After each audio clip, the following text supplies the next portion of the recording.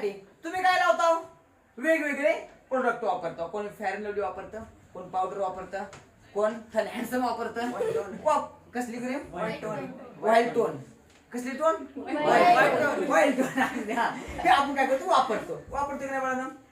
आता बघा मी सुद्धा फेअर अँड लवली 5वी पासून वापरतोय. खरंच वापरतोय. फरक काय पडला नाही अजून.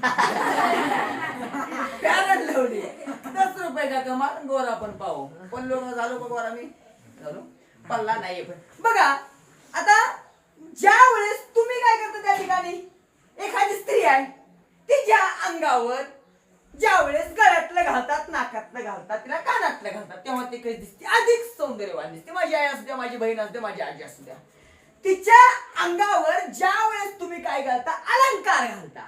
काय घालता? अलंकार. तेव्हा ती कशी दिसते? अधिक सुंदर दिसते. बरोबर आहे की नाही? मग अलंकार म्हणजेच काय? दागिना. अलंकार म्हणजेच काय? दागिना. एखाद्या व्यक्तीच्या सौंदर्यात ज्या गोष्टी भर टाकतात त्याला काय म्हणायचं? अलंकार. त्याला काय म्हणायचं? अलंकार. मग मला काय शिकवायचं? भाषेचे अलंकार. कसला अलंकार? भाषेचा अलंकार. मग आता भाषेला पण नटवायचं आहे, तिच्या कानात घालायचं आहे, तिला गळ्यातलं घालायचं आहे. करे ना? तिला कुठलं घालायचं अजून? कानातलं, गळ्यातलं, नाकातलं घालू आणखी आहे की नाही? मग ज्या शब्दामुळे भाषेला शोभा येऊन तिच्या सौंदर्यात काय होते? भर पडते. काय होते? भर पडते. तेव्हा ते त्या शब्दाला काय म्हणतात? भाषा अलंकार. तेव्हा त्या शब्दाला काय म्हणतात? भाषा अलंकार म्हणतात. चला इथपर्यंत समजला? कोणाची काय अडचण आहे का? कोणाची काय अडचण असेल तर विचारा. चला आता भाषा अलंकाराचे 2 प्रकार पडतात. किती पडतात? 2. भाषा अलंकाराचे किती प्रकार पडतात? 2. कुठले कुठले? शब्दालंकार, अर्थालंकार. कोणते कोणते? शब्दालंकार, अर्थालंकार. चला अलंकार म्हणजे काय?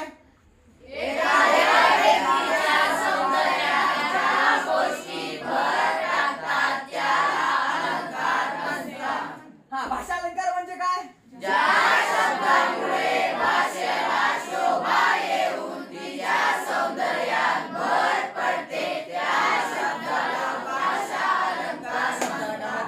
अलंकार. जगातली कुठलीही स्त्री सुंदरच असते आणि ह्या स्त्रीला जेव्हा तिला सोनं घातलं जातं, तिच्या कानातलं घातलं तर, तिच्या गळ्यातलं घातलं तर, तिच्या नाकातलं घातलं तर ती सुंदर स्त्री तिची अजून सुंदर दिसते. कशामुळे? त्या अलंकारामुळे. म्हणजेच अलंकार म्हणजेच काय? दागिना. अलंकार म्हणजेच काय? दागिना. बरोबर आहे नाही बाळांनो? मग हा अलंकार आता आपल्याला आपल्या मराठी व्याकरणात सुद्धा आलेला आहे. मग मराठी व्याकरणात काय आहे? भाषा अलंकार. आणि मग या मराठी व्याकरणामध्ये सुद्धा भाषा अलंकार कसं आहे तर ज्या शब्दामुळे भाषेला शोभा येऊन तिच्या सौंदर्यात भर पडते त्या शब्दाला काय म्हणायचं? भाषा अलंकार. काय म्हणायचं? भाषा अलंकार. भाषा अलंकाराचे किती प्रकार पडतात? 2. पहिला प्रकार कुठला? शब्दालंकार. दुसरा प्रकार कुठला? अर्थालंकार. पण कोणाची काय अडचण आहे का? समज काय अलंकार म्हणजे काय? एखाद्या व्यक्तीच्या सौंदर्यात ज्या गोष्टी भर टाकतात त्याला अलंकार असतात. कुठल्या गोष्टी भर टाकतात? बरोबर आहे. कुठल्या गोष्टी भर टाकतात? दागिना. बरोबर आहे ना? म्हणजेच काय? अलंकार. अलंकार म्हणजेच काय? दागिना. अलंकार म्हणजे काय बाळा? ज्या शब्दामुळे भाषेला शोभा येऊन तिच्या सौंदर्यात भर नीट बघा काय चुकलं पाहिजे. ज्या शब्दामुळे भाषेला शोभा येऊन तिच्या सौंदर्यात काय होते? भर पडते. त्या शब्दाला काय म्हणायचं? भाषा. चला इथपर्यंत समजलं? अरे अनुष्के उठ चल. भाषा अलंकाराचे 2 प्रकार पडतात. पहिला प्रकार सांग. शब्दालंकार. अरे दुसरा प्रकार सांग. अर्थालंकार. बरोबर आहे की नाही? कुणाची काय अडचण आहे का आता? आहे का अडचण? चला आता आपण काय घेऊया? आता डायरेक्ट आपण शब्द अलंकाराचे प्रकार. त्यातला पहिला प्रकार घेऊया. क्या नाही रे? प्रकार कुठला आहे? सह्या. नीट आहे. अनुप्रास. बघा आता हा डेफिनेशन सांग अनुप्रासची. कवितेच्या चरणात एकाच अक्षराची जेव्हा पुण्यवृत्ती होते तेव्हा त्याला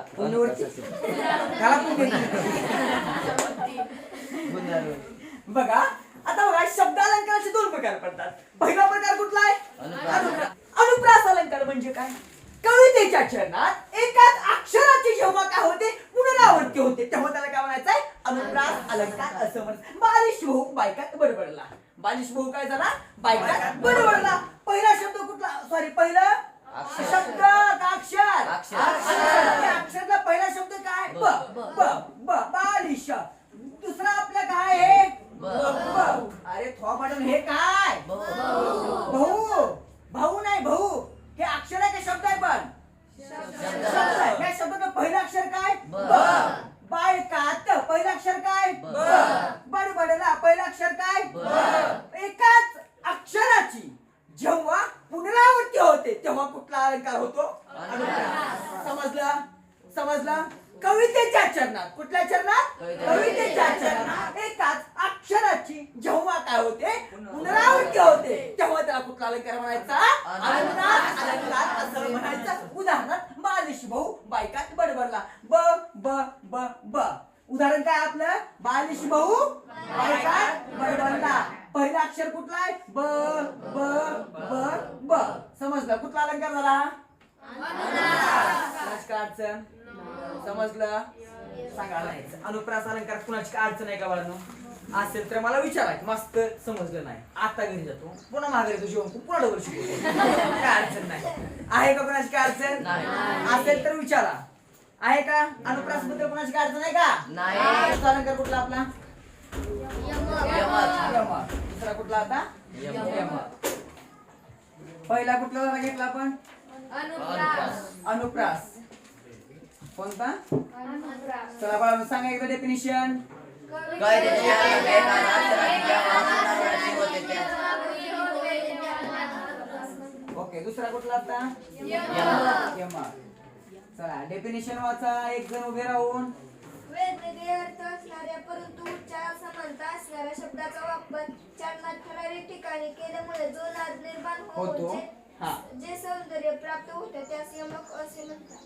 त्यास यमक असे अलंकार असे म्हणतात मग तुम्हाला 12वी नंतर तुमच्याकडे मराठी व्याकरणची तुमच्या आयुष्यात जर तुम्हाला पोलीस भरती कोणाला करायची असेल पोलीस भरतीला किरकोळ समजू नका पोलीस भरतीला इंग्लिश नाही बरं का पोलीस भरती इंग्लिश विषय नाही पोलीस विषयाला मराठी ग्रामर आहे बुद्धिमत्ता आहे गणित आहे आणि सामान्य आहे असं 100 मार्काची लेखी असते पोलीस भरतीला आणि पोलीस होऊन नंतर भविष्यात PSI होणारे भरपूर आहेत लक्षात ठेवा तुम्ही नोकरी कुठलीच कमी समजू नका आणि आज एवढं कॉम्पिटिशन वाढलंय जी करणारी लाखावर मुलं आहेत लाखावर नीट करणारी लाखावर मुलं आहेत ते वाटतं तेवढं सोपं तुम्हाला असं वाटतंय मला 90% पडले मला 95% पडले येऊ अजिबात नाही तुमच्यापेक्षा 2% वाले पुढे आहे तुमच्या रांगेत बसलेला 10वी 12वीची किती मुलं प्रत्येक वर्षी बाहेर पडतात की नाही असं आहे का की फक्त आपल्या शाळेची बॅच बाहेर पडते अजिबात नाही या महाराष्ट्रामध्ये आपल्यासारख्या किती शाळा आहेत त्या आपल्यासारखे किती कॉलेज आहेत वाटतंय तेवढं सोपं नाही आयुष्य 12वी पर्यंतच आयुष्य आहे तुम्हाला हसायला विचार काय 12वी नंतर लोक भ्रष्ट होऊन जात तुमचं पुन्हा कॉलेज झालं नसते नोकरी नसते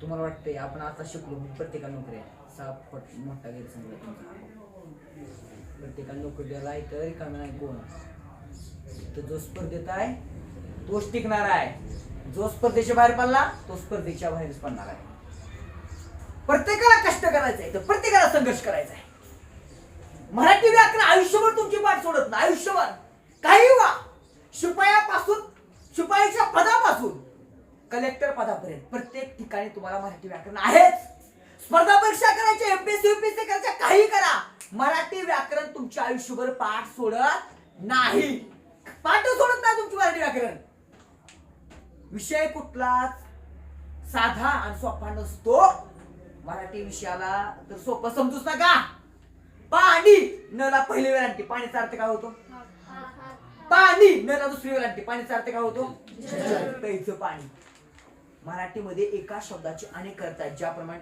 आपल्या इंग्लिशमध्ये एका शब्दाचे अनेक अर्थ आहेत त्याप्रमाणे मराठीमध्ये सुद्धा एका शब्दाचे काय अनेक अर्थ आहेत हे लक्षात ठेवा तुम्ही विषयाला कुठल्याच कमकोत समजू नका हा एवढं जीव तोडून तुम्हाला कुणी बोंबलून शिकवतोय मी तर मूर्ख आहे का एवढं शिकवाय जीव तोडून तुम्हाला कुणी शिकवत नाहीत का जीव तोडून तुम्हाला काय घेतलं आपण पहिल्यांदा काय सांगितलं काय घेतलं सुरुवातीला आपण अलंकार काय घेतलं अलंकार, नंतर काय घेतलं आपण भाषा अलंकार, नंतर काय पाहिलं आपण भाषा अलंकारचे प्रकार. भाषा अलंकारचा पहिला प्रकार कुठला आहे? शब्द अलंकार. दुसरा प्रकार कुठला आहे? अर्थ अलंकार. आणि शब्द अलंकाराचा पहिला प्रकार कुठला आहे? अनुप्रास. दुसरा प्रकार कुठला आहे? अनुप्रास म्हणजे काय? कवितेच्या चरणात एकाच अक्षराची जेव्हा पुनरावृत्ती होते तेव्हा त्याला काय म्हणायचं आहे? अनुप्रास अलंकार म्हणायचं. काय म्हणायचं? अनुप्रास अलंकार. आता बघा यमक. यमक अलंकार म्हणजे काय? काय यमक अलंकार म्हणजे काय? वेगवेगळ्या असणाऱ्या परंतु उच्चारात संबंध असणाऱ्या शब्दाला वापर चरण ठराविक ठिकाणी हो ना, जातो. बघा केल्यामुळे यमक. यमक अलंकार म्हणजे बघा, यमक अलंकार म्हणजे काय? वेगवेगळे अर्थ असणारे.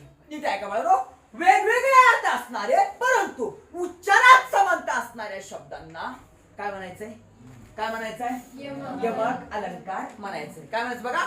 वेगवेगळे अर्थ असणाऱ्या परंतु उच्चारात समानता असणाऱ्या शब्दाचा वापर ठराविक चरणात ठराविक ठिकाणी केल्यामुळे जो नाद निर्माण होऊन जे सौंदर्य प्राप्त होते त्यास यमक अलंकार असे म्हणतात. उदाहरणार्थ सुसंगती सदा घडो सुजन वाक्य कानी पडो. सुसंगती सदा घडो सुजन वाक्य कानी पडो. वेगवेगळे अर्थ आहे परंतु काय उच्चारात काय समानता आहे. वेगवेगळे अर्थ असणाऱ्या परंतु उच्चारात समानता असणाऱ्या त्या ठिकाणी ठराविक ठिकाणी म्हणजे ठराविक चरणात ठराविक ठिकाणी जो आपण वापर करतो आणि जो नाद निर्माण होऊन जे सौंदर्य प्राप्त होतं त्यास काय म्हणायचं? यमक अलंकार असे म्हणायचं. काय म्हणायचं? यमक अलंकार असे म्हणायचं. उदाहरणार्थ सुसंगती सदा घडो सुजन वाक्य कानी पडो. नेक्स्ट अलंकारातले दोन प्रकार आपण शिकलो. कुठले कुठले शिकलो? अनुप्रास आणि यमक. ओके चला, अनुप्रास अलंकार म्हणजे काय तुम्हाला समजलं. आता मी तुम्हाला एक उदाहरण सांगतो. ते उदाहरण अनुप्रास अलंकाराचं आहे की यमक अलंकाराचं आहे हे तुम्ही ओळखायचं. उदाहरण सांगू. सुसंगती सदा घडो सुजन वाक्य कानी पडो. का बरं यमक आहे? वेगवेगळ्या अर्थ असणाऱ्या परंतु उच्चारात समानता असल्यामुळे हा कुठला अलंकार आहे? यमक. कुठला अलंकार आहे? यमक. ठीक आहे, आणखी एक उदाहरण सांगतो. तो अलंकार कुठला आहे ओळखा. बघा, मना सज्जना भक्ती पंथाचे जावे तरी श्रीहरी पावी ते स्वभावे. का बरं यमक आहे? बघा, जावे पावे जावे पावे जावे पावे. मना सज्जना भक्ती पंथाचे जावे तरी श्रीहरी पावी ते स्वभावे. जावे पावे वेगवेगळे अर्थ आहे पण उच्चारात काय समानता. मग तो कुठला अलंकार होणार? यमक. बरोबर आहे का बाळांनो? चला आता सांगा. बालिश भाऊ बायकात बडबडला. का बरं अनुप्रास अलंकार आहे? काय अनुप्रास अलंकारची व्याख्या काय? कवितेच्या चरणात जेव्हा एकाच अक्षराची पुनरावृत्ती होते तेव्हा तिथे कुठला अलंकार होतो? अनुप्रास. बालिश भाऊ बायकात बडबडला या वाक्यामध्ये कोणत्या अक्षराची पुनरावृत्ती झाली? ब. मग तो कुठला अलंकार असेल? अनुप्रास. देवी दीनदयाळ दूर धृतदास दुःख दूर दौडी शांती समजते. कुठला अलंकार आहे? करेक्ट. सर, अनुप्रास अलंकार कसा ओळखायचा त्याचे एक उदाहरण सांगा. अनुप्रास अलंकार कसा ओळखायचा हे उदाहरण देऊन सांगा. बघा, बालिश भाऊ बायकात बडबडला. बरोबर आहे नाही? हे काय कवितेतले एक चरण आहे. मग कवितेच्या एकाच चरणात एकाच अक्षराची जेव्हा काय होते पुनरावृत्ती होते तेव्हा तो काय असतो? कुठला अलंकार असतो? अनुप्रास अलंकार असतो. बालिश भाऊ बायकात बडबडला. कशाची पुनरावृत्ती? कुठल्या अक्षराची आहे? ब ब ब ब. समजलं? समजलं? कुणाची काय अडचण? आता कुठला प्रकार पाहायचा आपला? अर्थ अलंकार. कुठला पाहायचा आहे? अर्थालंकारामध्ये तुम्हाला उपमा आहे. अर्थालंकारामध्ये उत्प्रेक्षा आहे. बघा, आता अर्थालंकार जो प्रकार आहे या प्रकारात वाक्यातील भाषेमुळे भाषेला काय होते? सौंदर्य प्राप्त होते. बघा, अर्थालंकारातला पहिला प्रकार आहे उपमा. कोणता प्रकार आहे? उपमा. उपमाची व्याख्या काय सांगते बघा. दोन वस्तूंमधील साधर्म्य दाखवण्यासाठी सम समान. बघा, दोन वस्तूंमधील साधर्म्य दाखवण्यासाठी सम समान सारखे प्रमाणे परी परीस सारख्या शब्दांचा वापर केल्यास उपमा.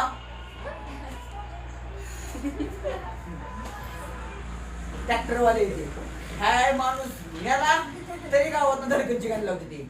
माणूस जगला तरी दिलवाले देश लावते ते. जगू बी देत नाही ते, मोरू बी देत नाही ते. त्यांचं खासियत आहे, ते गाणी कधीच बंद करत नाहीत. बघा, आपण अर्थालंकारातला पहिला प्रकार घेतो तो प्रकार आहे उपमा. उपमा हा अलंकार कसा ओळखायचा हे शिकायच्या अगोदर उपमाची व्याख्या आपल्याला समजून घ्यावी लागेल बाळांनो. उपमा अलंकाराची व्याख्या काय आहे?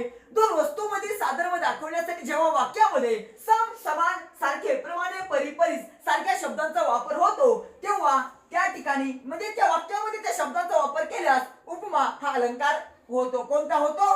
उपमा हा अलंकार होतो. उदाहरणार्थ सावळा रंग तुझा नभा परी. बघा कोणता शब्द आला की ज्यामुळे तुम्हाला असं वाटतं की हा उपमा अलंकार आहे? कोणता शब्द आला बाळांनो? बघा म्हणजे एखादं वाक्य आहे. नीट आहे का बाळांनो? तुम्हाला अलंकार ओळखायचा आहे कसा आहे? कसा ओळखायचा आहे? उदाहरणावरून. बरोबर आहे बाळांनो? पेपर मध्ये तुम्हाला प्रश्न आला सावळा रंग तुझा नभा परी या वाक्याचा अलंकार ओळखा. कसा ओळखणार? नाही आपण ओळखणार कसा अलंकार तुम्ही? नीट लक्षात. कशावर ओळखणार? उदाहरण. बघा व्याख्या काय सांगते तुम्हाला? दोन वस्तूंमधील साधर्म्य दाखवायचे. काय करायचंय? दोन वस्तूंमध्ये साधर्म्य दाखवण्याचे जेव्हा तुम्ही तुमच्या पेपर मधलं वाक्य असेल ते वाक्य वाचता आणि त्या वाक्यामध्ये जर सम शब्द आला, समान शब्द आला, सारखे शब्द आला, प्रमाणे शब्द आला, परी शब्द आला, परी शब्द आला, हे शब्द जर त्या वाक्यात आले तर तो वाक्य कसला असतं? कुठल्या अलंकारातला असतं? कुठला असतं? उपमा. समजलं? चला मग उदाहरण घेऊया आपण. उदाहरण आहे आपलं पहिलं सावळा रंग तुझा नभा परी या वाक्यामध्ये कुठला शब्द आला? परी. मग हा अलंकार कुठला आहे बाळांनो? उपमा. कुठला अलंकारातलं वाक्य आहे? उपमा. समजलं? तुम्ही लक्षात काय ठेवायचं आहे? डोक्यात एक ठेवा फक्त. ज्या वाक्यामध्ये सम येईल, समान येईल, सारखे येईल, प्रमाण येईल, परी येईल, परीस येईल हे शब्द जर ज्या वाक्यात आले तर ते वाक्य कुठल्या अलंकारातलं असणार आहे? उपमा. समजलं? सोपं आहे का नाही? व्याख्या जाऊ द्या खड्ड्यात. पाठ काय करायचा बघ तुम्हाला हे शब्द कुठले कुठले? सम, समान, सारखे, प्रमाणे, परी. समजलं? हे शब्द जर एखाद्या वाक्यात आले तर त्या वाक्याचा अलंकार कोणता असतो बाळांनो? उपमा. समजलं? बघा दुसऱ्या वाक्या ठिकाणी आमच्या गावाकडची घरे लहान कबुतरांच्या खोरड्यासारखी. चला बाळा कुठला शब्द आला रे? सारखी. चला कुठला अलंकार असणार आहे? हा अलंकार समजला. आता पुढचा आपला अलंकार आहे कुठला आहे बाळांनो? उत्प्रेक्षा. अपेक्षा नाही उत्प्रेक्षा. कुठला? उत्प्रेक्षा. कुठला? उत्प्रेक्षा. बघा उपमा समजला?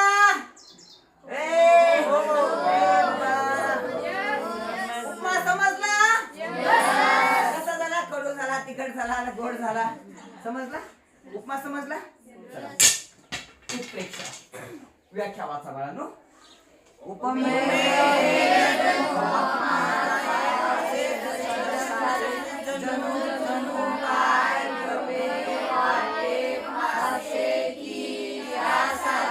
शब्द वापरले जातात तेव्हा उपमेय अलंकार होतो. बघा आता याच्यामध्ये पण काय करायचं बाळांनो? अवघड आहे का? उपमामध्ये कुठले शब्द आहेत? उपमामध्ये काय? समान, समानान, सारखे, प्रमाणे, परी, परी. ओके चला आता पुढचा अलंकार कुठला आहे? उपमा. उपमामध्ये कोणते शब्द आहेत बाळांनो? चला या शब्द जणू. सॉरी उत्प्रेक्षामध्ये कोणते शब्द आहेत? जणू, जणूपाय, गमे, वाटे, भासे, की. चला हा पाहूया आपण. बघा हा आंबा जणू साखरच. काय आंबा? चला कुठला शब्द आला? जणू. हा आंबा जणू साखरच. कुठला शब्द आला? जणू. मग जणू हा शब्द आल्यामुळे अलंकार कुठला असेल? उत्प्रेक्षा. मुंबईची घरे मात्र लहान कबुतरांच्या खोरड्यासारखी. उपमा. कुठला आहे? उपमा. उपमा अलंकार. ओके बर. पुढचा प्रश्न आहे बघा. उदाहरण पुढचं. ती गुलाबी उषा म्हणजे परमेश्वराचे प्रेम जणू. उत्प्रेक्षा. ओके ठीक आहे. याचा एमपीएससी एक प्रश्न घेतो पेपर मध्ये पडलेला. ओके प्रश्न ओके ठीक आहे. हा प्रश्न पडला बघा PSI 2022च्या एक्झाम मध्ये पडलेला आहे. जाई आई संगे वळ्यात किंवा खळ्यात ही कन्या साधी निसर्ग सुंदर भासे ती देवता जाणो वण्या. उत्प्रेक्षा. भाषे. बघा आहे का? प्रश्न पडलेला आहे. खोटं काही सांगत नाही तुम्हाला बाळा मी. ओके, पुढचा अलंकार घेऊया बघा. हाती तलवार घेऊन शत्रूवर धावत जाताना तो जणू कर्दन काळ भासत होता. समजलं? सोपं आहे का नाही रे? किती सोपं आहे? सोपं आहे का नाही? का सोपं आहे? ब्रँड ब्रँड ए खबर नो सोपं आहे का नाही?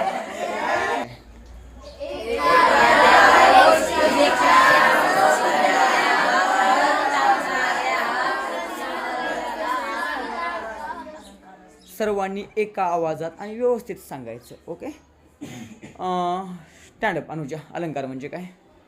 एखाद्या व्यक्तीच्या सौंदर्यात ज्या गोष्टी भर घालतात त्याला अलंकार असे म्हणतात. त्यांना काय म्हणायचं?